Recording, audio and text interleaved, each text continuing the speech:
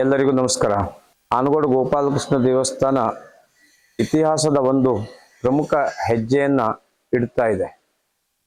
ಕಳೆದ 5-6 ತಿಂಗಳ ಅತ್ಯಂತ ಕಡಿಮೆ ಅವಧಿಯಲ್ಲಿ ಕೋಟ್ಯಾಂತರ ರೂಪಾಯಿನ ಕಾಮಗಾರಿಯನ್ನು ಮುಗಿಸಿ ಈಗ ಏಪ್ರಿಲ್ 8, 9, 10 ಮತ್ತು 11 ಈ 4 ದಿವಸ ಅಷ್ಟಬಂಧ ಮಹೋತ್ಸವದ ಮುಖಾಂತರವಾಗಿ ಎಲ್ಲದರ ಶುಭಾರಂಭ ಆಗಲಿಕ್ಕಿದೆ. ಈಗಾಗಲೇ ಕಲಾ ಸಂಕೋಚ ಮುಗಿದು ದೇವಸ್ಥಾನದ ಒಳಗಡೆಯ ಎಲ್ಲ ಕೆಲಸಗಳು ಮುಕ್ತಾಯದ ಹಂತದಲ್ಲಿವೆ.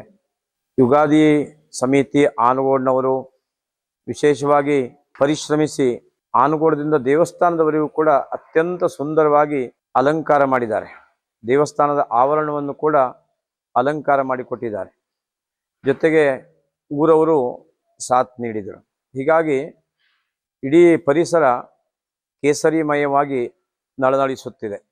ಒಂದು ಉಲ್ಲಾಸದಿಂದ ಎಲ್ಲರೂ ಕಾರ್ಯಕ್ಕೆ ತತ್ಪರರಾಗುವಂತೆ ಪ್ರೋತ್ಸಾಹ ನೀಡುತ್ತಾ ಇದೆ. ಏಪ್ರಿಲ್ 8ನೇ ಬೆಳಿಗ್ಗೆ ಅಂದರೆ ನಾಳೆ ಬೆಳಿಗ್ಗೆ 8 ಗಂಟೆಯಿಂದ ಎಲ್ಲ ಧಾರ್ಮಿಕ ವಿಧಿವಿಧಾನಗಳು ಪ್ರಾರಂಭ ಆಗ್ತಾ ಇದೆ. ನಾಳೆ ದಿವಸ ಗಣಹವನ ಮಾಡೋದ್ರ ಮುಖಾಂತರ ಈ ಎಲ್ಲ ಕಾರ್ಯಕ್ರಮಕ್ಕೆ ಚಾಲನೆ ಸಿಗಲಿಕ್ಕಿದೆ. ಜೊತೆಗೆ ಪ್ರತಿ ದಿವಸ ಸಾಯಂಕಾಲ ಒಂದೊಂದು ಸಾಂಸ್ಕೃತಿಕ ಕಾರ್ಯಕ್ರಮಗಳನ್ನು ಆಯೋಜನೆ ಮಾಡಿದ್ದೇವೆ. ನಾಳೆ ದಿವಸ ದೇವಸ್ಥಾನದಲ್ಲಿ ತಾಲೂಕಿನ ಜಿಲ್ಲೆಯ ಗಣ್ಯ ಸಂಗೀತಜ್ಞರಿಂದ ಸಂಗೀತ ಕಾರ್ಯಕ್ರಮ ನಡೆಯಲಿಕ್ಕಿದೆ. ನಾಡಿದ್ದು 9ನೇ ತಾರೀಕು ದೇವಸ್ಥಾನದಲ್ಲಿ ಬೇರೆ ಬೇರೆ ಸಂಘಟನೆಗಳು ಸೇರಿಕೊಂಡು ಭಜನಾ ಕಾರ್ಯಕ್ರಮ ಮತ್ತು ಕೀರ್ತನ ಕೇಸರಿ ಈಶ್ವರದಾಸರಿಂದ ಕೀರ್ತನಾ ಕಾರ್ಯಕ್ರಮ ಜೊತೆಗೆ ಸಂಗೀತದ ಒಂದು ಅವಧಿ ಕೂಡ ನಡೆಯಲಿಕ್ಕಿದೆ. ಖ್ಯಾತ ಚಿತ್ರಕಲಾವಿದ ನೀರ್ನಳ್ಳಿ ಗಣಪತಿ ಹೆಗಡೆಯವರು ಮತ್ತು ಸತೀಶ್ ಯಲ್ಲಾಪುರವರು, ಅನಂತ್ ಅಂತಳಗಿಯವರು ಮತ್ತು ಬೇರೆ ಬೇರೆ ಯಕ್ಷಗಾನ ಕಲಾವಿದರು ಸೇರಿ ಕುಂಚ ನರ್ತನ ಅನ್ನುವಂಥ ವಿಶೇಷ ಕಾರ್ಯಕ್ರಮವನ್ನು 10ನೇ ತಾರೀಕಿನ ದಿವಸ ಮಧ್ಯಾಹ್ನ ನೆರವೇರಿಸಿಕೊಡ್ಲಿಕ್ಕಿದ್ದಾರೆ. 11ನೇ ತಾರೀಕು ಇಡೀ ಕಾರ್ಯಕ್ರಮದ ಒಂದು ಸಮಾರೋಪ, ಪೂರ್ಣಾಹುತಿ ಇತ್ಯಾದಿ ಕಾರ್ಯಕ್ರಮಗಳು ಕೂಡ ನಡೆಯಲಿಕ್ಕಿವೆ. 11 ಗಂಟೆಗೆ ಸರಿಯಾಗಿ ಸ್ವರ್ಣವಲ್ಲಿಯ ಪೂಜ್ಯ ಗಂಗಾಧರೇಂದ್ರ ಸರಸ್ವತಿ ಸ್ವಾಮೀಜಿಯವರು ಕ್ಷೇತ್ರಕ್ಕೆ ಆಗಮಿಸಿ ಪೂರ್ಣಾಹುತಿ ಕಾರ್ಯಕ್ರಮವನ್ನು ನಡೆಸಿಕೊಟ್ಟು ನಮ್ಮೆಲ್ಲರನ್ನ ಆಶೀರ್ವದಿಸಲಿಕ್ಕಿದ್ದಾರೆ. 11ನೇ ತಾರೀಕು ಮಧ್ಯಾಹ್ನ ಮಹಾಪ್ರಸಾದ ನಂತರ ಮಂತ್ರಾಕ್ಷತೆ, ಆಶೀರ್ವಚನ, ಅದಾದ ನಂತರದಲ್ಲಿ 3 ಗಂಟೆ ಹೊತ್ತಿಗೆ ಸಮಾರೋಪ ಸಮಾರಂಭ ನಡೆಯಲಿಕ್ಕಿದೆ. ಇದರ ಮುಖ್ಯ ಭಾಷಣವನ್ನು ಚಕ್ರವರ್ತಿ ಸೂಲಿಬೆಲೆಯವರು ನಡೆಸಿಕೊಡ್ಲಿಕ್ಕಿದ್ದಾರೆ.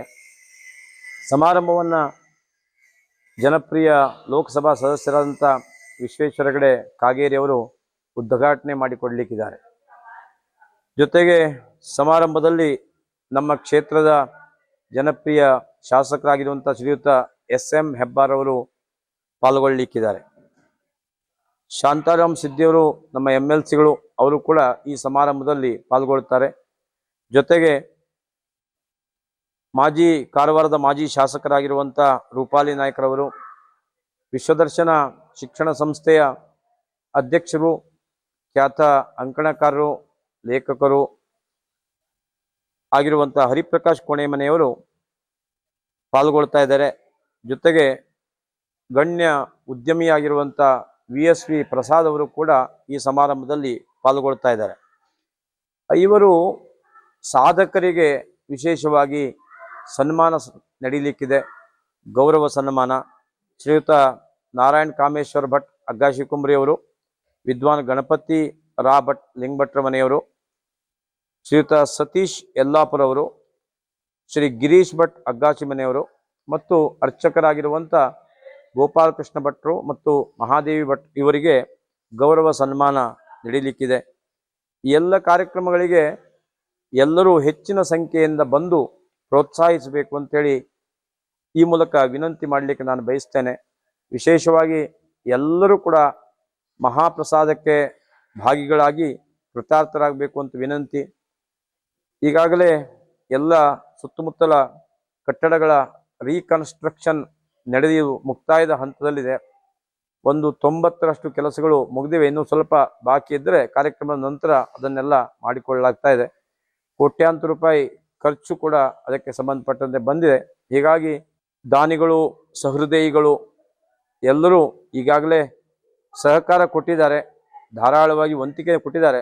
ಆದರೂ ಕೂಡ ಸ್ವಲ್ಪ ಮಟ್ಟಿನ ಕೊರತೆ ಇದೆ. ಅದನ್ನು ನೀಗಿಸುವ ಸಲುವಾಗಿ ಎಲ್ಲರೂ ಕೂಡ ಉದಾರವಾಗಿ ಧನ ಸಹಾಯ ಮಾಡಬೇಕು, ಮುಕ್ತವಾಗಿ ಕಾರ್ಯಕ್ರಮದಲ್ಲಿ ಪಾಲ್ಗೊಳ್ಬೇಕು, ಎಲ್ಲ ರೀತಿಯಿಂದ ಸಹಕಾರ ನೀಡಬೇಕು ಅಂತೇಳಿ ಈ ಆನಗೋಡು ಗೋಪಾಲಕೃಷ್ಣ ದೇವಸ್ಥಾನದ ಪರವಾಗಿ ತಮ್ಮೆಲ್ಲರಲ್ಲಿ ಸವಿನಯವಾಗಿ ವಿಜ್ಞಾಪನೆ ಮಾಡಿಕೊಳ್ತೇನೆ.